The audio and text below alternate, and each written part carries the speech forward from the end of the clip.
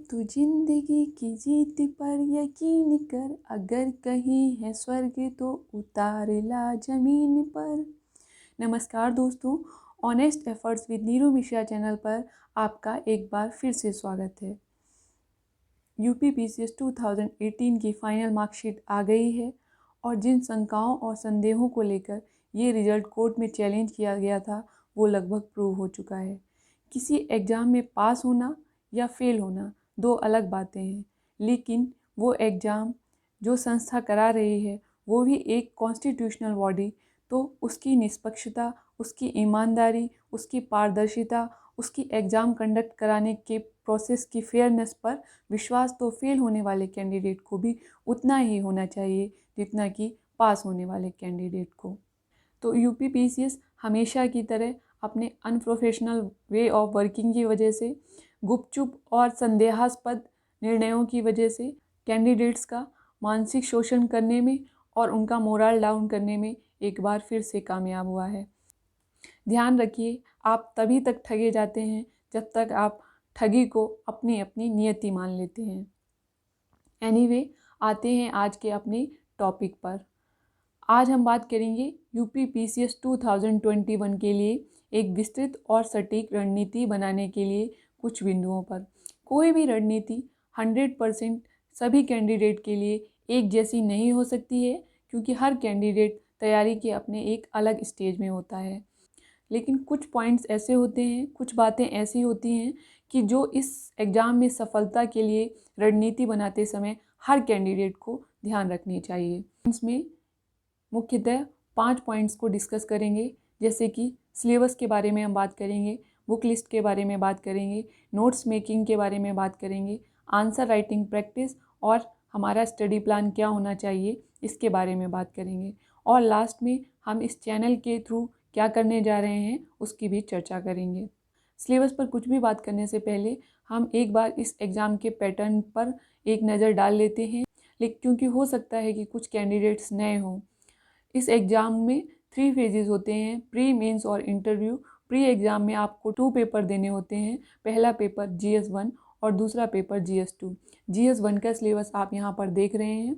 GS2 एक qualifying nature का paper है जिसको यहाँ हमने डिस्कस नहीं किया है, हम उसको आगे कभी अगली आने वाली वीडियो में डिस्कस कर लेंगे। ये मेंस के एग्ज़ाम का पैटर्न है। इसमें आपको सामान्य हिंदी, निबंध, सामान्य अध्ययन के 4 पेपर और एक ऑप्शनल सब्जेक्ट जो कि आप अपने इंटरेस्ट के हिसाब से चूज़ कर सकते हैं वो दिया गया है। ये पेपर 1 का सिलेबस मेंस की परीक्षा के लिए आप देख रहे हैं। Paper 2, paper 3 and paper 4। I hope कि आप सभी लोगों के पास सिलेबस तो होगा ही। जिन लोगों के पास सिलेबस नहीं है, मेरी उनसे गुजारिश है कि आप सबसे पहले गूगल सर्च करके सिलेबस को डाउनलोड कर लें और उस प्रिंट निकाल लें। जब हम इस एग्ज़ाम के सिलेबस को पहली नज़र में देखते हैं तो हम एक भ्रम के शिकार भी हो सकते हैं। ये देखने में एक तालाब की तरह लगता है, लेकिन आप जैसे ही इसकी गहराई में उतरते हैं यह एक महासागर बन जाता है और जिसको पार करना बहुत ही चुनौतीपूर्ण है। तो सिलेबस में सबसे पहले और सबसे ज़रूरी जो बात है वो ये कि हमें अपने सिलेबस को जल्दी से जल्दी पूरा करना है। सिलेबस को पूरा करना सच में एक चैलेंजिंग काम है, क्योंकि ये इतना ज़्यादा विस्तृत है, इतना ज़्यादा वास्ट है कि इसको एक निश्चित समय सीमा के अंदर पूरा करना चुनौतीपूर्ण हो जाता है। लेकिन अगर हम एक स्मार्ट स्ट्रेटजी के तहत इसको पूरा करने की कोशिश करें तो हम इसको ज़रूर कर सकते हैं। तो सिलेबस को पूरा करने के लिए हमें क्या करना चाहिए? सबसे पहले मैं कहूँगी कि जो सिलेबस आपको दिया गया है उसको आपको विस्तृत कर लेना है, एक्सपेंड कर लेना है उतना जितना कि आप कर सकते हैं। इसके लिए जो बुक्स हैं उसका सहारा ले सकते हैं और जो प्रीवियस ईयर के क्वेश्चन आए हैं उन क्वेश्चन के आधार पर और एक्सपेक्टेड क्वेश्चन क्या आ सकते हैं, इन चीज़ों को ध्यान रखकर आप सिलेबस के हर टॉपिक को, हर यूनिट को एक्सपेंड कर लें। सिलेबस को एक्सपेंड करके वर्ड टू वर्ड आपको लर्न करना होगा। अगर इसमें आपको 2-4 दिन लग भी जाते हैं तो ये टाइम आपका फ्रूटफुल ही होने वाला है। सिलेबस आपके माइंड में हर समय वर्ड टू वर्ड याद होना चाहिए। आपको पहले से पता होना चाहिए कि आपको क्या क्या करना है और किस किस टॉपिक में क्या क्या पढ़ना है। सिलेबस के आपको हमेशा सिलेबस याद रहने से ये फ़ायदा होता है। फॉर एग्ज़ाम्पल, अगर आप कहीं जाना चाहते हैं और उसका रूट आपके दिमाग में पहले से क्लियर हो, उसका रूट आपको पहले से पता हो, तो आप उसके हिसाब से अपनी प्लानिंग कर सकते हैं और जो आपकी जर्नी है वो भी स्मूथ हो जाती है। तो अगर सिलेबस आपको पहले से याद है, आपके माइंड में उसका क्लियर कट स्ट्रक्चर हमेशा है, तो आप उसके हिसाब से अपनी प्लानिंग कर सकते हैं और चीज़ों को इंटर रिलेट भी कर सकते हैं। आप सिलेबस में यूनिट वाइज जो भी कीवर्ड दिए गए हैं उनका मीनिंग समझने की सबसे पहले कोशिश करें, उनकी डेफिनेशन समझने की सबसे पहले कोशिश करें। जब आप पेपर 1 का फर्स्ट यूनिट देखते हैं तो उसमें लिखा हुआ है प्राचीन भारत से लेकर आधुनिक भारत तक कला प्रारूप, साहित्य और वास्तुकला की जानकारी। तो इसमें आपको ध्यान देना है कि कीवर्ड्स हैं कला प्रारूप, साहित्य और वास्तुकला। तो इसको आपको पता होना चाहिए कि हम कला किसे कहते हैं, कला की क्या फॉर्म्स होती हैं और किस किस काल में हमें आर्ट के कौन कौन से फॉर्म्स पर ज़्यादा ध्यान देना होगा, फोकस करना होगा। फॉर एग्ज़ाम्पल, जब हम सिंधु घाटी सभ्यता से स्टार्टिंग करते हैं तो उस काल में क्योंकि कला के बहुत सारे रूप नहीं थे, तो उस काल की जो वास्तुकला है, जो मृदभाण है, जो उस काल की मोहरें हैं, वो आपको इसके अंदर पढ़नी होंगी, उनका मतलब समझना होगा। इसी तरह आप मौर्य काल में और गुप्त काल में आगे बढ़ जाते हैं, गुप्त काल से मंदिरों का निर्माण शुरू हो गया था, तो मंदिर निर्माण की विभिन्न शैलियाँ जैसे कि नागर शैली, बेसर शैली और द्रविड़ शैली, इनको आपको लर्न करना होगा, इनका आपको स्ट्रक्चर बनाना होगा कि ये चीज़ें हमें इसके अंतर्गत पढ़नी है। अब हम बात करेंगे कि हमें अपने सिलेबस को किस तरह से पूरा करना है। क्या हमको एक एक पेपर कर कर, एक एक सब्जेक्ट करके इसको पूरा करना है या फिर हम इनको सबको साथ में लेकर चल सकते हैं। तो मेरा इसके लिए एक सजेशन है कि आप अपने सिलेबस को इस तरह से समझें कि मान लीजिए आपके घर में 4 रूम्स हैं, तो आपके सिलेबस के जो 4 पेपर्स हैं वो आपके 4 रूम्स को रिप्रेजेंट करते हैं। आप किसी एक टाइम में किसी एक जगह पर एक रूम में ज़्यादा टाइम स्पेंड कर सकते हैं, लेकिन आप बाकी के 3 रूम्स को भी इग्नोर नहीं कर सकते हैं। जो आपका ऐसे का पेपर है उसको आप अपनी बालकनी या अपना आंगन समझ सकते हैं। आपको उसमें उसके लिए हमेशा ही तैयारी करते रहना चाहिए, उसके लिए हमेशा ही फॉर्डर पॉइंट जुटाते रहना चाहिए। तो इस तरह से मैं यही सजेस्ट करूँगी कि आपको किसी एक टाइम पर किसी एक पेपर को कंप्लीट करने पर फोकस करना चाहिए, लेकिन जो मुद्दे जो इश्यूज़ करंट में चल रहे हैं उन इश्यूज़ को आप अपने स्टैटिक पार्ट से रिलेट करके उसी टाइम पर तैयार कर लें। इसका फ़ायदा ये है कि एक तो आप जो एक पेपर तैयार कर रहे हैं उसको लगातार पढ़ने से आप बोर नहीं होंगे, और दूसरा ये कि जो टॉपिक करंट में चल रहा होता है, जो इशू करंट में चल रहा होता है, उससे संबंधित बहुत सारा मटेरियल आपके पास अवेलेबल होता है। उस टाइम पर उसको तैयार करना ज़्यादा इजी हो जाता है, आप उस पर विचार मंथन करने में ज़्यादा सक्षम होते हैं। आपको इस तरह से अपनी स्ट्रेटजी बनानी चाहिए। हम यहाँ पर मुख्यतः मेंस की परीक्षा के लिए अपनी स्ट्रेटजी पर बात कर रहे हैं, प्री के लिए डिस्कशन हम आगे कर लेंगे। जब आप मेंस की तैयारी कर रहे हैं तो जो टॉपिक आप तैयार कर रहे हैं, मुझे लगता है कि आपको उन्हें क्वेश्चन आंसर के फॉर्म में तैयार करना चाहिए। जो क्वेश्चन प्रीवियस ईयर में आ चुके हैं और उस बेस पर जो क्वेश्चन एक्सपेक्टेड हैं वो क्वेश्चन आपको सॉल्व करना चाहिए, और उन क्वेश्चंस को सॉल्व करने के लिए आपको जो रेफरेंस चाहिए उस समय आपको बुक को पढ़ना चाहिए, रेफरेंस बुक को यूज़ करना चाहिए और उससे उस क्वेश्चन में क्या क्या चाहिए वो फॉर्डर पॉइंट वहाँ से निकाल लेने चाहिए। फॉर एग्जांपल, एक क्वेश्चन 2019 के पेपर में आया है कि बौद्ध साहित्य की विश्व शांति की स्थापना में भूमिका क्या है।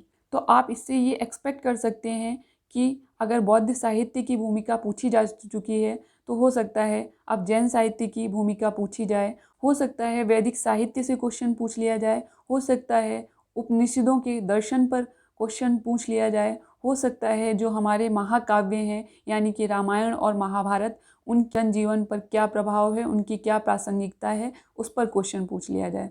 तो इस तरह से जो क्वेश्चन आए हैं आप उनके हिसाब से एक्सपेक्टेड क्वेश्चंस को तैयार कर सकते हैं, और क्वेश्चन को आंसर के रूप में फॉर्म करते टाइम आप स्टडी मटेरियल को रेफ़र कर सकते हैं। अब हम बात करेंगे बुक लिस्ट पर।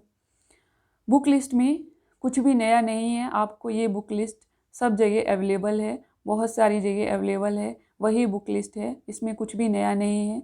लेकिन ये बुक लिस्ट कोई अंतिम नहीं है, आप अपने हिसाब से इसको घटा या बढ़ा सकते हैं।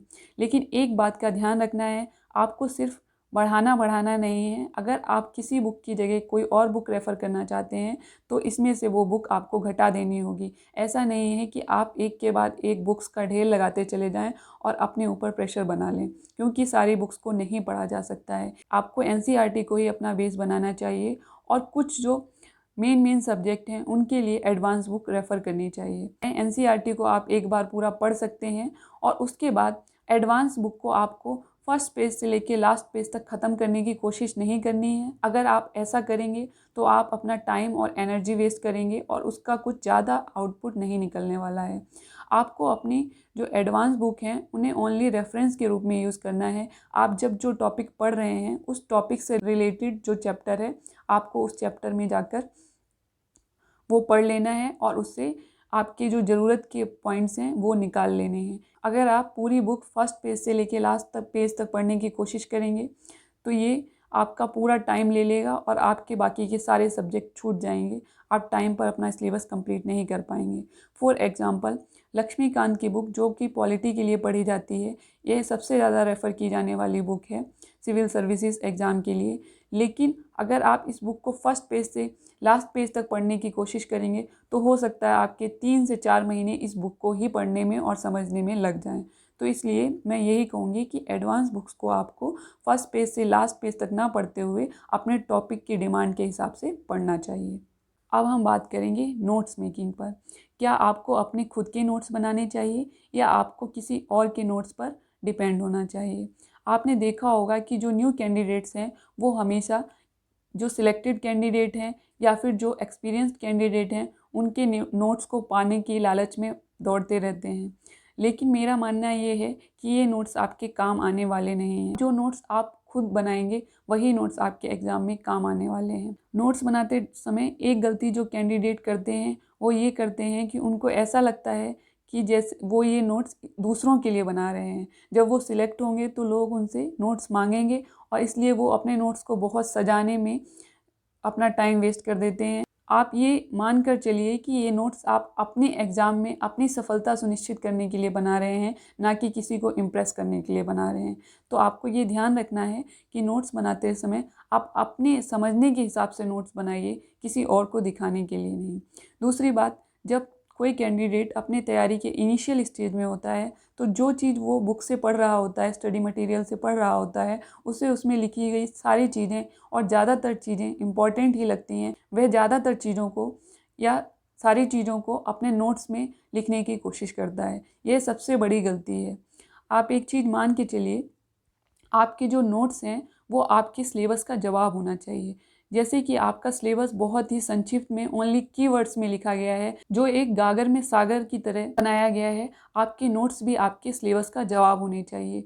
उसमें सब कुछ समाहित होना चाहिए, लेकिन वो बहुत शॉर्ट होने चाहिए। आपके नोट्स जितने शॉर्ट होंगे आप सफलता के उतने ही करीब होंगे, क्योंकि लास्ट टाइम में एग्ज़ाम प्रेशर में आप बहुत लंबे चौड़े नोट्स को रिवाइज़ नहीं कर सकते हैं, आप शॉर्ट नोट्स को ही रिवाइज़ कर सकते हैं।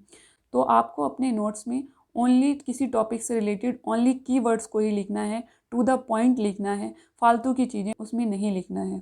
कीवर्ड्स को नोट्स में लिखकर आपको उनको लगातार रिवाइज़ करना है। अगर आप कीवर्ड्स को पढ़ के मान लीजिए भूल गए और नहीं समझ पाए कि इसका क्या मतलब है, तो आप दोबारा से अपनी बुक्स को फॉलो कर सकते हैं। जब आप एग्ज़ाम में अपीयर होंगे तब तक बुक्स तो आप ही के पास हैं, वो कोई आपसे नहीं छीन रहा है, इसलिए आप दोबारा से बुक्स को फॉलो कर लीजिए। लेकिन नोट्स में हमेशा कीवर्ड ही लिखिए, कीवर्ड्स को ही रिवाइज़ करने की, पढ़ने की कोशिश कीजिए। इससे आप अपना जो थॉट प्रोसेस है वो भी ईजी हो जाता है। आप कीवर्ड्स जो हैं उस पर विचार मंथन करने में सक्षम हो जाते हैं। अब मैं ये कहूँगी कि नोट्स आपको A4 साइज़ शीट पर बनाना चाहिए, क्योंकि जैसे जैसे हमारी तैयारी का लेवल बढ़ता जाता है हमें अपने नोट्स में से कुछ चीज़ों को हटाने की ज़रूरत पड़ती है और कुछ चीज़ों को ऐड करने की ज़रूरत पड़ती है। तो अगर आपके notes A4 size loose sheet पर बने होंगे तो आप ईजिली वो एक शीट चेंज कर सकते हैं और उसकी जगह नई शीट लगा सकते हैं। दूसरी चीज़ कि जब हम नोट्स बना रहे हैं, जिस भी टॉपिक से रिलेटेड, जिस भी सब्जेक्ट से रिलेटेड नोट्स बना रहे हैं, उसके जो इनिशियल पेजेस हैं उसमें आपको उस सब्जेक्ट से रिलेटेड पूरा स्ट्रक्चर बना लेना है। उस स्ट्रक्चर में आप हर टॉपिक और उसका सब टॉपिक लिख लें। और जब भी आप अपने नोट्स को रिवाइज करें, इस स्ट्रक्चर पर, इन इनिशियल पेजेस पर नज़र ज़रूर डाल लें। इससे आपके माइंड में एक संरचना रहती है, एक क्लियर कट स्ट्रक्चर रहता है और आपको ईजी हो जाता है समझना कि आपने क्या क्या पढ़ लिया है और क्या क्या चीज़ आप मिस कर रहे हैं। आप अपने नोट्स में कीवर्ड के साथ उनकी मीनिंग और डेफिनेशन भी लिख लेना है, लेकिन डेफिनेशन को वर्ड टू वर्ड नहीं लिखना है। उसमें भी आप सिर्फ उन्हीं शब्दों को लिखिए जो कि आपको समझने के लिए, उस डेफिनेशन को याद रखने के लिए ज़रूरी है। मैं इस बात पर बार बार फोकस कर रही हूँ कि नोट्स जो हैं वो आपके बहुत ही शॉर्ट होने चाहिए। उसमें सब कुछ समाहित तभी हो सकता है जब वो शॉर्ट में लिखा जाए।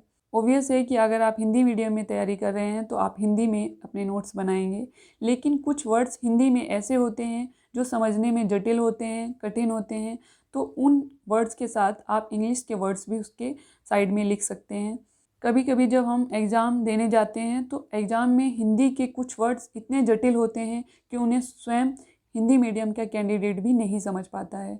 इसका रीज़न ये होता है कि जो पेपर है वो गूगल ट्रांसलेटेड होता है, इसलिए वो एकदम जटिल हिंदी हो जाती है। दूसरी चीज़ ये भी है कि कुछ कीवर्ड्स जो हैं वो एकदम मॉडर्न टर्म्स हैं, वो ऐसी टर्म्स नहीं हैं जिनको आपने पहले पढ़ा हुआ है, इस वजह से उन टर्म्स को समझना आपके लिए मुश्किल हो जाता है। फॉर एग्ज़ाम्पल, जब आप एनवायरनमेंट पढ़ते हैं उसमें आप एक टर्म पढ़ते हैं, इंटेंटेड नेशनली डिटरमाइंड कंट्रीब्यूशन। ये टर्म 2015 में हुए पेरिस सम्मेलन से हाईलाइटेड हुई थी। तो इसका अगर आप हिंदी मीनिंग समझेंगे तो उसमें आपको हो सकता है कठिनाई हो, तो हिंदी वर्ड आप लिखने के साथ साथ आप इसका इंग्लिश वर्ड भी लिख लीजिए, जिससे आपको ईजी हो जाएगा इन वर्ड्स को ध्यान रखने में। मैं इस चीज़ पर बार बार फोकस करूँगी कि आपके नोट्स जो हैं आपके सिलेबस का जवाब होना चाहिए, शॉर्ट होने चाहिए और उसमें सब कुछ समाहित होना चाहिए, तभी ये नोट्स आपके काम आने वाले हैं। वरना आपने पूरा कॉपी पेस्ट कर लिया तो ये नोट आपके एग्ज़ाम में काम नहीं आने वाले हैं। अब हम बात करेंगे करंट अफेयर्स की, यानी समसामयिक मुद्दों की। जब से एग्ज़ाम का पैटर्न चेंज हुआ है, करंट अफेयर्स का रोल बहुत ज़्यादा इम्पॉर्टेंट हो गया है। अगर करंट अफेयर्स पर आपने अपनी पकड़ मजबूत कर ली तो आप समझ लीजिए आप अपनी तैयारी का 60% कंप्लीट कर चुके हैं। अगर आपने रिसेंटली यूपी पीसीएस 2020 का पेपर देखा होगा तो आपने देखा होगा कि ज़्यादातर क्वेश्चन जो हैं वो करंट के इश्यूज़ थे, और स्टैटिक पार्ट से भी जो क्वेश्चन आए हैं वो भी किसी ना किसी तरह से डायरेक्टली और इनडायरेक्टली करंट से रिलेटेड थे। इसलिए करंट अफेयर पर आपकी पकड़ होनी ही चाहिए। आप समझेंगे कि सिविल सेवा की तैयारी के दौरान आपकी करंट अफेयर पर पकड़ मजबूत क्यों होनी चाहिए। जिस सेवा में आप जा रहे हैं, एक सिविल सर्वेंट एक ऐसी पोस्ट होती है, ऐसा पद होता है जिसकी भूमिका हर क्षेत्र में, एक कोट है कि किसी बच्चे के जन्म के पूर्व से लेकर किसी के कब्र तक एक सिविल सर्वेंट का हर क्षेत्र में पाला पड़ता है। तो यह ज़रूरी हो जाता है कि वह अपने आसपास के हर मुद्दे से वाकिफ़ रहे। जब कोई चीज़ बहुत से लोगों से संबंधित हो जाती है, उसका इफ़ेक्ट बहुत सारे लोगों पर पड़ता है, तो वह एक इशू बन जाता है और उन सब इश्यूज़ को जानना आपके लिए ज़रूरी हो जाता है। तो जब आप तैयारी करें तो आप अपने आसपास घटित होने वाली हर घटना पर पैनी नज़र रखें, चाहे वो आपके पॉलिटिक्स से रिलेटेड इशू हों, चाहे वो आपकी विदेश नीति से संबंधित मुद्दे हों, चाहे वो आपके सामाजिक मुद्दे हों। अब बात करेंगे कि करंट अफेयर्स को कैसे तैयार करें। क्या हमें एक न्यूज़पेपर पढ़ना चाहिए? अगर आप एक न्यूज़पेपर को पढ़ने की हैबिट बना लेते हैं तो ये आपकी करंट अफेयर्स की तैयारी को ईजी कर देगा। जिन चीज़ों में आपका इंटरेस्ट नहीं है, धीरे धीरे आप उनमें भी इंटरेस्टेड रहने लगेंगे। आप न्यूज़पेपर कौन सा पढ़ें? तो इस तैयारी के दौरान द हिंदू एक ऐसा न्यूज़पेपर है जो सबके द्वारा सजेस्ट किया जाता है, लेकिन जो हिंदी मीडियम के कैंडिडेट हैं वो इस न्यूज़पेपर को पढ़ने में थोड़ा सा अनकंफर्टेबल महसूस करते हैं, क्योंकि ये पेपर इंग्लिश में है और इसकी इंग्लिश थोड़ी सी कठिन हो जाती है। तो क्या हम जाके पहले इंग्लिश की तैयारी करने लगें? आपको अपना उद्देश्य पूरा करना है, आपको करंट अफेयर्स के मुद्दों पर अपनी समझ विकसित करनी है, अपनी समझ मजबूत करनी है, आपको इंग्लिश की तैयारी नहीं करनी है।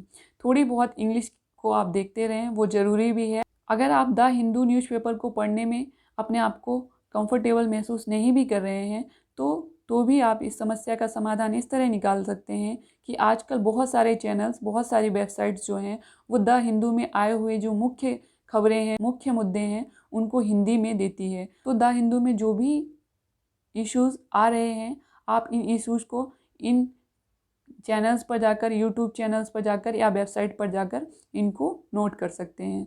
अब आपको सिर्फ डिपेंड नहीं हो जाना है कि जो इन हिंदी न्यूज़ चैनल्स पर बता दिया गया है या जो वेबसाइट पे लिखा है, आपको पूरी तरह से उस पर डिपेंड नहीं हो जाना चाहिए। वहाँ से आपको सिर्फ इतना समझना है कि कौन सा इशू जो है वो द हिंदू में दिया गया है या इम्पॉर्टेंट है। आपको उस इशू पर अपनी समझ विकसित करनी चाहिए, उस पर अपना कंटेंट बढ़ाने की कोशिश करनी चाहिए। इसके लिए आपको क्या करना होगा कि आपको स्टैंडर्ड डिबेट्स देखनी होंगी, क्योंकि जो इलेक्ट्रॉनिक मीडिया है वो धीरे धीरे सोशल मीडिया में तब्दील होता जा रहा है। तो सोशल मीडिया पे भी बहुत अच्छे अच्छे चैनल हैं जिसमें आप स्टैंडर्ड डिबेट्स को देख सकते हैं, और एक राज्यसभा टीवी चैनल है, उसकी आप डिबेट्स को देख सकते हैं। अब ये कैसे डिसाइड करें कि कोई डिबेट स्टैंडर्ड है या नहीं, उसको हम देख रहे हैं तो उससे हमें फ़ायदा हो रहा है कि नहीं। देखिए, जब आप कोई डिबेट देख रहे हैं या कोई एडिटोरियल फॉलो कर रहे हैं तो आप अपना पर्पस हमेशा याद रखें। आपका पर्पस ये है कि जो आपके आसपास घटनाएं घट रही हैं उस पे आप अपनी समझ विकसित कर सकें, उस पर आप अपनी तार्किक सोच विकसित कर सकें, उसको आप अपने स्टैटिक पार्ट से रिलेट कर सकें। फॉर एग्ज़ाम्पल, अगर आप कोई डिबेट देख रहे हैं, मान लीजिए कि आप भारत चाइना के संबंधों पर डिबेट देख रहे हैं जो कि एक चुनौतीपूर्ण स्थिति से गुजर रहे हैं। चाइना द्वारा जो चुनौतियां दी जा रही हैं तो उसका सामना हमें चीन के घर में घुसकर उसको तबाह कर देना चाहिए, या हमें जो अपने घर में चाइनीज़ सामान है उसको जला देना चाहिए, उसको उठा के बाहर फेंक दें। इस तरह की अगर डिबेट में चीज़ें आप सुन रहे हैं तो आप खुद सोचिए, क्या ये लैंग्वेज, ये चीज़ें आप अपने आंसर में लिख सकते हैं? नहीं लिख सकते हैं। इस तरह की बात लिखी जानी आपसे एक्सपेक्टेड नहीं है। आपको तार्किक रूप से अपनी बात रखनी होगी, जो तर्क पर आधारित हो और जो वास्तविकता के करीब हो। अगर इसी बात को इस तरह से कहा जाए कि हमें जो चाइना द्वारा चुनौतियां दी जा रही हैं उसका हमें कूटनीतिक स्तर पर जवाब देना चाहिए, हमें अंतर्राष्ट्रीय मंचों पर अपनी स्थिति मजबूती से दर्ज करानी चाहिए, हमें जो चाइना की इकॉनमी द्वारा जो चुनौती दी जा रही है उसका सामना अपनी इकॉनमी को मजबूत बना के करना चाहिए। चाइना की इकॉनमी इसलिए हावी हो जाती है कि उसने खिलौने से लेकर जीवन की हर छोटी मोटी चीज़ों के मार्केट पर अपना कब्जा जमाया हुआ है। तो हम इसके जवाब में इन सब चीज़ों में अपनी अर्थव्यवस्था को मजबूत करके, अपनी अर्थव्यवस्था को आत्मनिर्भर बनाकर, अपनी जो ये सेक्टर हैं उनको कॉम्पिटिटिव बना के हम इन चुनौतियों का सामना कर सकते हैं।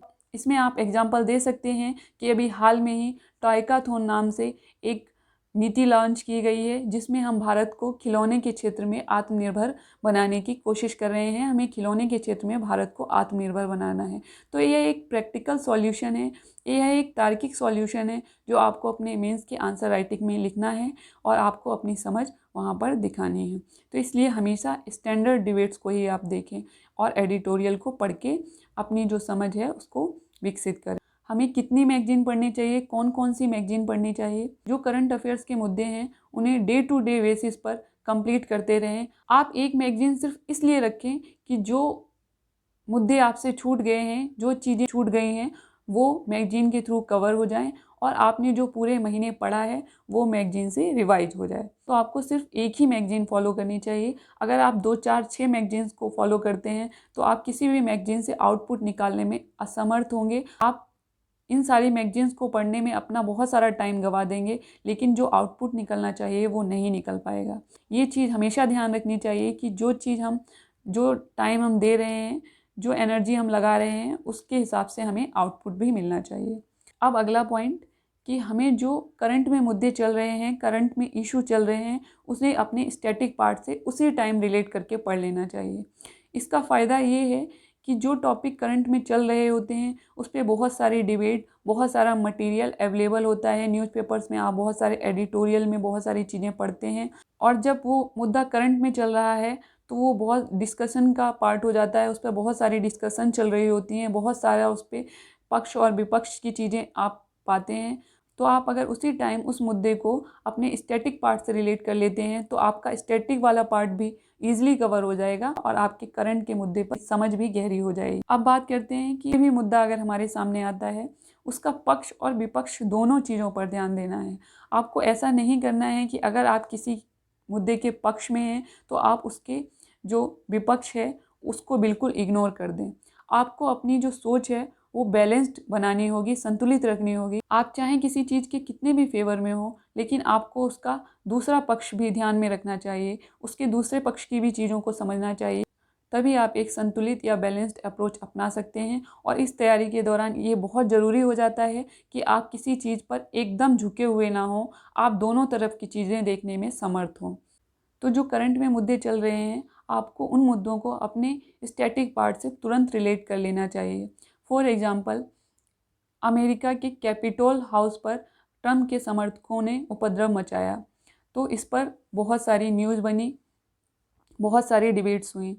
आपने इसमें पढ़ा कि ये अमेरिका के इतिहास के लिए एक बहुत शर्मनाक घटना थी कि जिस अमेरिका ने पूरी दुनिया को लोकतंत्र का पाठ पढ़ाया, जो पूरी दुनिया को लोकतंत्र की शिक्षा देता है, उस अमेरिका में लोकतंत्र की इस तरह से धज्जियाँ उड़ाई गई। तो आपको इस समय आपको अपनी जो अमेरिकी क्रांति है, जो आप वर्ल्ड हिस्ट्री में पढ़ते हैं, उससे रिलेट कर लेना चाहिए कि जो अमेरिकी क्रांति थी, जिसमें कि नो टैक्स विदाउट रिप्रेजेंटेशन का नारा दिया गया था, और वहाँ से लोकतंत्र की शुरुआत हुई।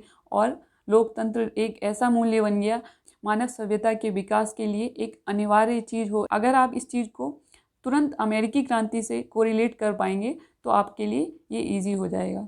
दूसरी चीज़, आगे आपने देखा कि जो ट्रंप के सोशल मीडिया अकाउंट्स थे, उनको बैन कर दिया गया। तो आप इस मुद्दे को इस तरह से समझ सकते हैं, लोकतंत्र में फ्रीडम ऑफ स्पीच एक बहुत ही ज़रूरी चीज़ है। फ्रीडम ऑफ स्पीच के बिना लोकतंत्र का कोई महत्व नहीं रह जाता है। फ्रीडम ऑफ स्पीच जो आपके संविधान में आर्टिकल 19 में दी गई है, तो क्या फ्रीडम ऑफ स्पीच को नियंत्रित किया जा सकता है, उस पर कोई प्रतिबंध लगाए जा सकते हैं? एक वेब सीरीज जो हाल में ही विवादों का विषय रही है, अब आप इसके लिए वेब सीरीज़ को देखने नहीं चले जाना। वेब सीरीज़ में क्या ऐसे मुद्दे हैं, क्या ऐसी बातें हैं जिस पर विवाद हो रहा है, तो ये एक ऐसा मुद्दा बन गया है कि फ्रीडम ऑफ स्पीच वर्सेस उस पर लगाए गए रिस्ट्रिक्शन। तो ऐसी कौन सी लाइन है जब हमें फ्रीडम ऑफ स्पीच पर रिस्ट्रिक्शन लगाना चाहिए? एक और एग्जाम्पल, पेपर 2 में एक टॉपिक दिया गया है, लोकतंत्र में उभरती हुई प्रवृत्तियाँ और लोक सेवकों की भूमिका। जब आप ये टॉपिक पढ़ते हैं तो आप पढ़ते हैं कि लोकतंत्र की स्थापना एक अलग चीज़ है, लेकिन उसको सुदृढ़ करना एक अलग चीज़ है।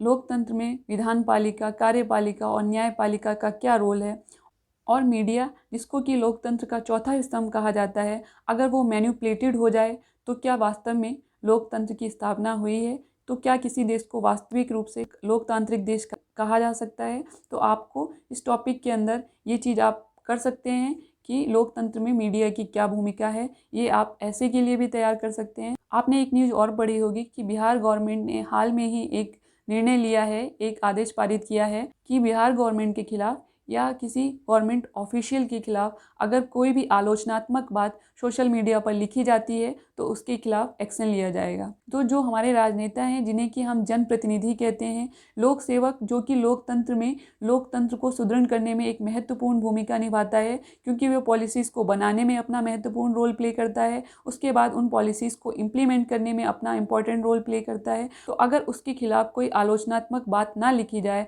और उस पर प्रतिबंध लगा दिया जाए तो ये कैसा लोकतंत्र होगा? तो इस तरह से आप चीज़ों को कोरिलेट करके पढ़ सकते हैं। आपको हर चीज़ का पक्ष और विपक्ष जानने की कोशिश करनी चाहिए। आप किसी मुद्दे पर चाहे कितने ही उसके फेवर में हो, लेकिन आपको उसका दूसरा पक्ष यानी विपक्ष भी जानने की कोशिश करनी चाहिए, तभी आप एक बैलेंस्ड अप्रोच अपना सकते हैं। और सिविल सर्विस की तैयारी के दौरान आपसे ये एक्सपेक्टेड है कि आपकी जो सोच है वो बैलेंस्ड होनी चाहिए, किसी एक तरफ झुकी हुई नहीं होनी चाहिए। आपकी जो समझ है वो तार्किक होनी चाहिए, वो तर्कों पर आधारित होनी चाहिए। अगला पॉइंट कि आपको हर मुद्दे पर अपना स्टैंड रखने की हैबिट डेवलप करनी चाहिए है। कोई भी विवादित मुद्दा है, उस पर विवाद चल रहा है, उसका पक्ष है और विपक्ष है, आपको हमेशा सोचना चाहिए कि आप उस पर क्या स्टैंड लेंगे, आपकी उस पर अपनी खुद की राय क्या है। करंट अफेयर्स को तैयार करने के लिए आप योजना और कुरुक्षेत्र, जो कि गवर्नमेंट ऑफ इंडिया द्वारा पब्लिश की जाती हैं, आप इनको रेफ़र कर सकते हैं। इसमें भी मैं यही सजेस्ट करूँगी कि जो योजना और कुरुक्षेत्र में टॉपिक्स आते हैं, उनके ओनली कीवर्ड्स जो हैं वही आप अपने नोट्स में लिखें, ताकि वो आपके काम आ पाएँ। बाकी पूरी की पूरी मैगज़ीन को लिखने की आपको ज़रूरत नहीं है। इसके बाद हम बात करेंगे आंसर राइटिंग प्रैक्टिस की। देखिए, ये जो सिविल सेवा का एग्ज़ाम है, यूपीपीसीएस का एग्ज़ाम है, जो कि अब यूपीएससी के पैटर्न पर हो चुका है, इसकी तैयारी में एक चीज़ आपको हमेशा याद रखनी है कि जो इसका मेंस का जो चरण है वही आपकी असली जांच है। वहीं पर आपकी असली जांच की जाएगी। आपके आंसर लिखने के तरीके से, आपकी लेखन शैली से ही आपके पूरे व्यक्तित्व की जांच की जाएगी। आपने क्या पढ़ा और क्या समझा और आपने उसको कैसे इम्प्लीमेंट किया, कैसे अप्लाई किया, इस बात को समझा जाएगा, परखा जाएगा। इसलिए सबसे ज़रूरी है कि आप अपनी लेखन शैली को सुधारें। आपको इसके लिए आंसर राइटिंग की प्रैक्टिस लगातार करते रहना चाहिए। आपको ये बात समझ लेनी चाहिए कि जो इसमें लेखन है, इसमें जो आंसर राइटिंग है, वो जो आपके एकेडमिक्स में पहले रही है उससे डिफरेंट है। जब आप यूपीएससी या यूपीपीसीएस के एग्ज़ाम में आंसर लिख रहे होते हैं तो इसमें सिर्फ आपको पढ़ा हुआ नहीं लिखना होता है, बल्कि जो पढ़ा है उसको समझा भी है और उसको अप्लाई भी किया है चीज़ों पर, उस तरह से आपको अपना आंसर लिखना है। आपका जो आंसर है वो अट्रैक्टिव होना चाहिए, उसमें एक मौलिकता होनी चाहिए, ऐसा लगना चाहिए कि वह सिर्फ़ और सिर्फ़ आपका आंसर है। तो इसके लिए ये नहीं है कि आप एकदम कोई नया फैक्ट लिख देंगे। फैक्ट तो सेम ही रहते हैं, सारे कैंडिडेट वही फैक्ट लिखेंगे। लेकिन अगर उन फैक्ट्स को आपने समझा है, उस पर आपने विचार मंथन किया है, तो जो आप लिखेंगे वो आपके मौलिक शब्द होंगे, वो आपके अपने शब्द होंगे। क्योंकि हर व्यक्ति की सोचने की क्षमता अलग है। हर व्यक्ति एक ही चीज़ को 10 तरीके से सोच सकता है। अगर कोई चीज़ आपने पढ़ी और उसको समझा और उस पर विचार किया, तो जब आप उस चीज़ को लिखेंगे तो आपके अंदर से आपके मौलिक शब्द निकलेंगे, आपके अपने शब्द निकलेंगे, जो कि आपके आंसर को अट्रैक्टिव बनाते हैं और आपको ज़्यादा मार्क्स मिलने की गुंजाइश हो जाती है। तो आंसर लिखते समय सबसे पहले हमें क्या करना है कि फॉर्मेटिंग करनी है। फॉर्मेटिंग से मतलब ये है कि जो क्वेश्चन पूछा गया है, सबसे पहले तो आप ये समझ लें कि उसमें पूछा क्या गया है। ज़्यादातर कैंडिडेट गलती यही करते हैं कि जो क्वेश्चन में पूछा गया है वो लिखने की बजाय जो कुछ पढ़ा है वो सब कुछ लिखने की कोशिश करते हैं। आपको ये चीज़ याद रखनी है, एवरेज 150 वर्ड्स में आपको वो सब कुछ लिखना है जो कि आपने इतने दिनों से पढ़ा और समझा, और वो सब कुछ लिखना है जो आपसे पूछा गया है, उसके हर पहलू को लिखना है। एवरेज 150 वर्ड्स को लिखना एक सच में चैलेंजिंग काम है। इसमें आपको हर पहलू, हर डायमेंशंस को दिखाना होता है। यह इस तरह से है कि मान लीजिए आपको किसी ने 150 रुपीज़ दे दिया हो और आपसे कहा हो कि आप पूरे वीक का ज़रूरत का हर सामान ले आइए। तो आप क्या करते हैं, इन 150 रुपीज़ को आप बहुत ही सावधानी से खर्च करेंगे, बहुत ही समझदारी से खर्च करेंगे। तो इसी तरह अपने आंसर को लिखते हैं तो आपको अपने शब्दों को बहुत ही सावधानी से और समझदारी से खर्च करना है। अगर आप कुछ इधर उधर की बातें लिखेंगे तो फिर जो मेन बात है, मेन मुद्दा है, जो मेन चीज़ आंसर की है, वो आपकी छूट जाएगी। इसके लिए मेरा सुझाव यही है कि आप कीवर्ड से तैयारी करें। जब आप कीवर्ड से तैयारी करते हैं तो आप कम शब्दों में लिखने की कला सीख जाते हैं। कीवर्ड्स को पढ़ा और समझा, उस पर अपनी राय रखी, विचार रखे, तो आप जो है कम शब्दों में भी पूरी बात कहने में सक्षम हो जाते हैं। आपको जब आंसर लिखना है तो जो भी पूछा गया है उसका हर डायमेंशंस आपको कवर करने की कोशिश करनी चाहिए। आप जब लगातार आंसर लिखने की प्रैक्टिस करते हैं तो आपकी स्पीड ठीक हो जाती है, और स्पीड का ठीक होना बहुत ज़रूरी है क्योंकि आपको इतने सारे क्वेश्चन 3 घंटे में लिखने होते हैं। तो अगर आपकी स्पीड अच्छी नहीं है तो हो सकता है आपके आते हुए क्वेश्चन भी आपसे छूट जाएं। जिन क्वेश्चंस को आप अच्छी तरीके से लिख सकते थे, हो सकता है कि वो क्वेश्चन भी आपसे छूट जाएं। और पेपर में ये ज़रूरी है कि आप पूरा का पूरा पेपर कंप्लीट करें, बैलेंस्ड रूप से कंप्लीट करें। अगर आपका कोई पोर्शन एग्ज़ाम में आता हुआ छूट गया तो ये सच में आपके लिए घातक हो जाएगा। जब आंसर आप लिख रहे हैं तो आपको हर चीज़ को कोरिलेट करना आना चाहिए। आंसर लिखते टाइम आपको कम से कम स्पेलिंग मिस्टेक्स करनी चाहिए। आपकी हैंड राइटिंग बहुत अच्छी ना भी हो तो चलेगा, लेकिन ये लेजिबल होना चाहिए। ये ऐसी नहीं होनी चाहिए कि एग्जामिनर को पढ़ने में सर दर्द हो जाए। इसलिए आपकी हैंड राइटिंग पढ़ने लायक तो होनी ही चाहिए। आपकी जो भाषा है वो सरल होनी चाहिए। बहुत कठिन शब्दों को आपको अपने आंसर में लिखने से बचना चाहिए। तो कंक्लूजन के रूप में हम कह सकते हैं कि आंसर राइटिंग प्रैक्टिस इस पूरी तैयारी में एक सबसे महत्वपूर्ण, सबसे इम्पॉर्टेंट चीज़ है जिस पर आपको लगातार ध्यान देना चाहिए। अब बात करेंगे कि हमारा स्टडी प्लान कैसा हो, हमें कितने घंटे की पढ़ाई करनी चाहिए। देखिए, आपको ये चीज़ ध्यान रखनी है कि आपको अपना सिलेबस टाइम पर कंप्लीट करना है। अब आप इस सिलेबस को कैसे कंप्लीट करेंगे, कितने घंटे की पढ़ाई करके कंप्लीट करेंगे, ये तो आप ही डिसाइड कर सकते हैं कि आपको कोई टॉपिक पढ़ने में, तैयार करने में कितना समय लगता है। आप अपने सिलेबस को कई पार्ट्स में बांट सकते हैं। आपको आपको अपना डेली टारगेट भी सेट करना चाहिए, लेकिन आपको अपने वीकली टारगेट पर सबसे ज़्यादा ध्यान देना चाहिए। अगर कोई दिन आपने मिस भी कर दिया है तो वीकली वो पूरा होना ही चाहिए। आप ये बात समझ कर चलिए कि ये जर्नी जो है ये बाय रोड नहीं है जिसमें आप रुक रुक के चलेंगे और आप अपने यात्रा पूरी कर लेंगे। यह एक महासागर की यात्रा है। अगर आप एक बार इसमें कूदे हैं तो आपको लगातार तैरना ही होगा, तभी आप पार पा सकते हैं। जरूरी हो जाता है कि आप अपनी स्टडी में निरंतरता रखें, लगातार पढ़ते रहें। अब बात करेंगे कि प्री की तैयारी कैसे की जाए। मैंने जो बुक लिस्ट आपके सामने रखी है उसमें मैंने घटना चक्र के पूर्वालोकन भी रखे हैं। ज़्यादातर लोगों का मानना ये हो गया है कि जब से एग्ज़ाम का पैटर्न चेंज हुआ है, घटना चक्र के ये पूर्वालोकन जो कि पहले एग्ज़ाम क्रैक करने में, प्री का एग्ज़ाम क्रैक करने में बहुत इंपॉर्टेंट रोल प्ले करते थे, अब इनकी कोई वैल्यू नहीं रही है।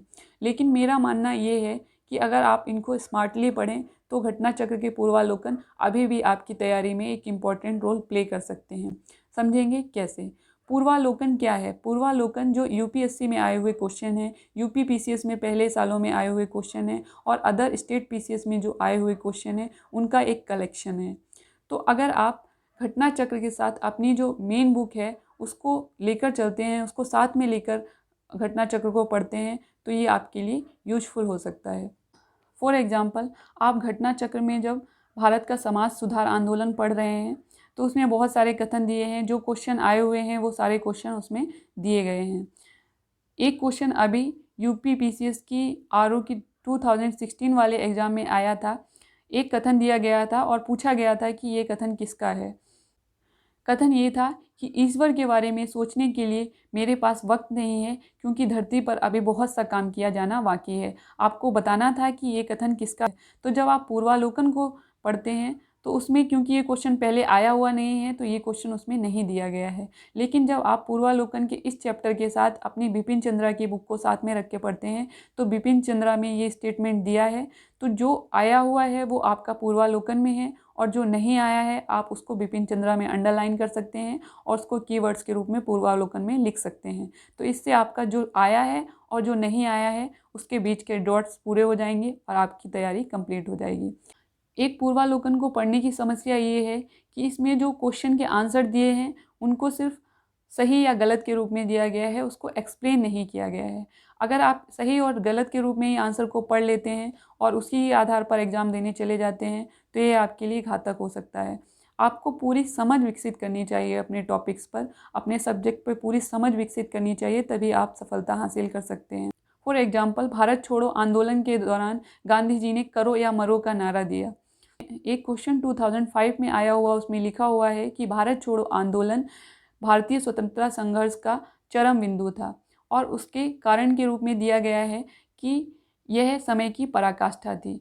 और जब आप इसका आंसर पढ़ते हैं तो उसमें सिर्फ इतना लिखा है कि ये दोनों कथन सही हैं और जो कारण दिया गया है वो कथन को जस्टिफाई करता है, लेकिन ये आंसर का एक्सप्लेनेशन नहीं है और ये आपकी समझ को नहीं बढ़ाता है। लेकिन जब आप बिपिन चंद्रा की पुस्तक साथ में रख के पढ़ेंगे तो आप समझ जाएंगे कि करो या मरो का नारा देना गांधी जी के लिए क्यों ज़रूरी हो गया था, गांधी जी इतने अग्रेसिव उस टाइम पर क्यों हो गए थे। आप बिपिन चंद्रा की बुक पढ़ते हुए ये समझ सकते हैं कि वे ऐसी कौन सी परिस्थितियां उत्पन्न हो गई थी जिससे कि भारत छोड़ो आंदोलन भारतीय स्वतंत्रता संघर्ष का चरम बिंदु हो गया था। ऐसी कौन सी परिस्थितियां थी कि समय का तकाजा हो गया था कि अंग्रेज़ों को भारत छोड़ना ही था, भारत को अपनी आज़ादी प्राप्त करनी ही थी। तो जब आप पूर्वालोकन को अपनी मेन बुक के साथ मिलाकर पढ़ते हैं तो आपकी समझ विकसित हो जाती है और आपके लिए इजी हो जाता है कि जो चीज़ पहले से आई हुई है वो आप पहले ही पढ़ चुके हैं और जो चीज़ आनी है वो आप बुक से पढ़ के दोनों चीज़ों को कनेक्ट कर सकते हैं। पूर्वालोकन की एक समस्या ये भी स्टूडेंट्स को लगती है कि ये बहुत मोटे हैं। एक एक बुक एक एक सब्जेक्ट की 600 और 700 पेजेस की है। तो मैं सिर्फ यही कहूँगी कि क्योंकि ये क्वेश्चन रिपीट हुए हैं, एक ही क्वेश्चन को बार बार लिखा गया है और जो इसके शुरू में जो चीज़ें दी गई हैं वो भी रिपीटेटिव हैं, इसलिए ये बुक मोटी हो जाती है। लेकिन इससे आपको पढ़ने में कोई दिक्कत नहीं होगी। आप अगर एक सेंटेंस को एक बार पढ़ लेते हैं तो चाहे वो 10 बार लिखा है, आपको उसमें एनर्जी खर्च नहीं करनी होगी। तो मेरा ये सुझाव है कि घटना चक्र के पूर्वालोकन को आप अपनी एडवांस और बेस बुक्स के साथ मिलाकर पढ़ें तो आपकी प्री की तैयारी आसानी से हो जाएगी। अब बात करते हैं कि हमें बुक से पढ़ना चाहिए या ऑनलाइन पढ़ना चाहिए। अब बात करते हैं कि हमें बुक से पढ़ना चाहिए या ऑनलाइन पढ़ना चाहिए। एक टाइम ऐसा था कि जब प्रतियोगिता दर्पण जैसी प्रतियोगिताओं में टॉपर्स की बातें लिखी होती थी, उसी से कैंडिडेट अंदाज़ा लगाते थे कि कौन सी बुक पढ़नी है और कौन सी स्ट्रेटजी अपनानी है। यह एक चैलेंजिंग काम था। लेकिन अब जिस दौर में हम जी रहे हैं उसमें इतनी सारी भरमार हो गई है चैनल्स की, इतने सारे स्टडी मटेरियल की भरमार हो गई है, इतने सारे डायरेक्शंस की भरमार हो गई है कि उसमें से चूज़ करना एक और बड़ी चुनौती हो गई है। तो आपको स्मार्ट तरीके से, समझदारी से इस चीज़ को चुनना है। तो आपको समझदारी से इस बात को देखना है कि आप कौन सा चैनल फॉलो कर रहे हैं, वो आपकी ज़रूरत को पूरा कर रहा है या टाइम वेस्ट कर रहा है। बुक में जो बात आप आधे घंटे में पढ़ सकते हैं, हो सकता है कि जब आप ऑनलाइन देखें तो आप उसे पूरा करने में 1 घंटा और 2 घंटा लगा दें। तो आपको इन चीज़ों का ध्यान रखना है कि आपको कॉस्ट बेनिफिट एनालिसिस करते रहना है। जितना टाइम और एनर्जी आप दे रहे हैं उसके हिसाब से आउटपुट निकलना चाहिए। आप बुक्स को ही पढ़ें, आप बुक से ही अपनी तैयारी करें। लेकिन बुक में कोई टॉपिक ऐसा आता है जिसे पढ़ने में आप बोरियत महसूस कर रहे हैं या वो टॉपिक आपको समझ नहीं आ रहा है, तो उस टॉपिक से रिलेटेड चीज़ें आप ऑनलाइन जाकर देख सकते हैं। लेकिन आपको इस चीज़ का ध्यान रखना है कि आप ऑनलाइन इसलिए गए थे कि आप उस टॉपिक को कवर कर दें। आप वहाँ जाकर किसी और चीज़ को, आप कोई वेब सीरीज़ देखने लगें, कोई और स्टेटस पढ़ने लगें, फेसबुक पे स्क्रॉलिंग करने लगें, तो इससे आपका टाइम वेस्ट हो जाएगा। एक कहावत है कि आए थे हरिभजन को ओटन लगे कपास।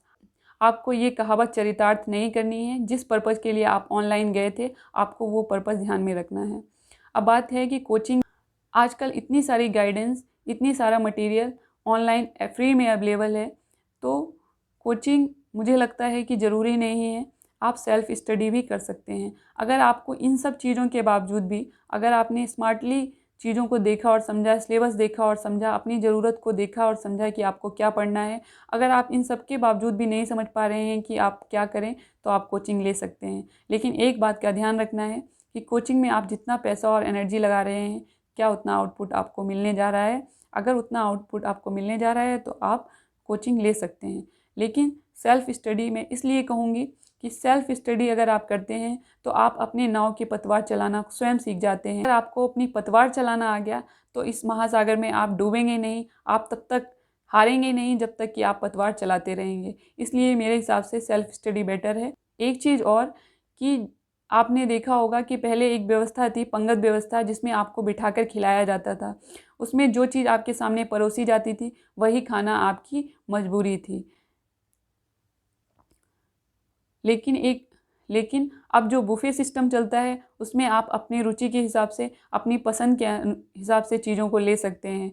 तो कोचिंग और सेल्फ़ स्टडी में भी यही अंतर है कि कोचिंग में जो आपको परोसा जाएगा आपको वही मिलेगा, वही आपको तैयार करना पड़ेगा।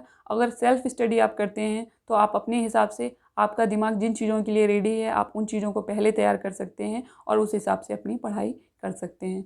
तो मैं यही सजेस्ट करूँगी कि अगर आप सेल्फ़ स्टडी करें तो यही आपके लिए बेटर होगा।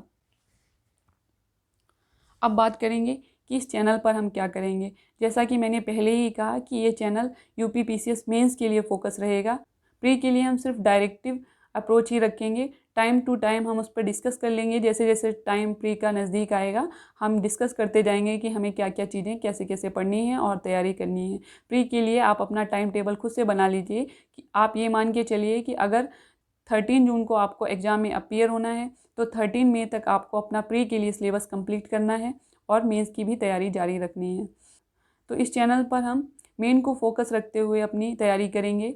अगर हम क्वेश्चन आंसर के माध्यम से अपने सिलेबस को कंप्लीट करने की कोशिश करें तो ये इजी हो जाता है। इससे आपको क्वेश्चन के आंसर लिखना भी आ जाएगा और आपके लिए नोट्स भी तैयार हो जाएंगे। ऐसा लगता है कि अगर हम हर पेपर के ऑन एन एवरेज 150 क्वेश्चंस को कर लें जो कि आए हुए हैं और उनके बेस पर जो एक्सपेक्टेड है, तो हमारे सिलेबस का 80% हिस्सा कवर हो जाएगा। और जब प्री के बाद हम मेंस की तैयारी करेंगे उस समय हम काफ़ी अच्छी स्थिति में हो सकते हैं। तो हम इस चैनल पर किसी यूनिट को सबसे पहले एक्सपेंड करेंगे कि हमें उसमें क्या क्या पढ़ना है, किन किन टॉपिक्स को तैयार करना है। हम क्वेश्चन को आंसर की फॉर्म में तैयार करेंगे, फॉर्मेटिंग करेंगे कि क्या चीज़ कैसे लिखनी है। हम एक समय पर किसी एक पेपर पर फोकस कर सकते हैं, उस पर ज़्यादा ध्यान दे सकते हैं। लेकिन जो मुद्दे करंट में चल रहे हैं उससे रिलेटेड जो है स्टैटिक पार्ट है, हम उसको भी उसी टाइम पर कवर करने की कोशिश करेंगे। ऐसे के लिए भी जो मुद्दे करंट में चल रहे हैं उससे रिलेटेड हम तैयारी करने की कोशिश करेंगे। और टाइम टू टाइम, जैसा कि मैंने पहले ही कहा, टाइम टू टाइम हम प्री से रिलेटेड डिस्कशन भी करते रहेंगे। तो मुझे ऐसा लगता है कि मैंने ज़्यादातर चीज़ें कवर कर दी हैं, लेकिन फिर भी अगर कोई चीज़ छूट गई है तो आप प्लीज़ कमेंट बॉक्स में ज़रूर लिखें, हम उसको आगे की वीडियोस में डिस्कस कर लेंगे। तो तैयार हो जाइए आने वाले युद्ध में कूदने के लिए। ये एक परफेक्ट टाइम है जब आप एक अच्छी रणनीति बना सकते हैं और उसको एग्जीक्यूट कर सकते हैं। अभी आपके पास इतना सफिशिएंट टाइम है कि अगर आप पूरी लगन से, पूरी मेहनत से तैयारी शुरू करते हैं तो आप लक्ष्य के करीब हो सकते हैं। लेकिन आपके पास इतना भी टाइम नहीं है कि आप इसको थोड़ा सा भी वेस्ट करें। आप एक दिन भी वेस्ट नहीं कर सकते हैं, इतना टाइम आपके पास नहीं है। इसलिए आपको इस समय को बहुत ही अच्छे से यूटिलाइज करना है, एक अच्छी रणनीति अपने लिए बनानी है और उस रणनीति का कड़ाई से पालन करना है। तो मिलते हैं नेक्स्ट वीडियो में अपनी मेंस की तैयारी की शुरुआत करते हुए। अगर आपने इससे पहले वाली वीडियो नहीं देखी है तो लिंक नीचे दिया गया है, आप जाकर वहाँ से देख सकते हैं। तो मिलते हैं अगले वीडियो में, तब तक के लिए खुश रहिए, स्वस्थ रहिए, सीखते रहिए, सिखाते रहिए। Thank you so much.